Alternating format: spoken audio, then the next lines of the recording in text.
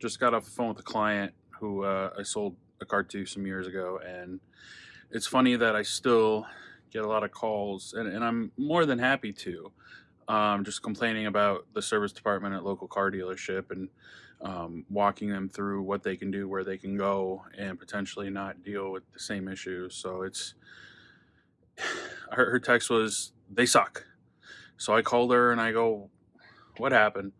I sold her this car in 2019 and have stayed in touch. And, um, she got my text that I'm no longer at local car dealership. And, she reached out and called her and, assisted her the best that I could and told her where I was happy with service recently.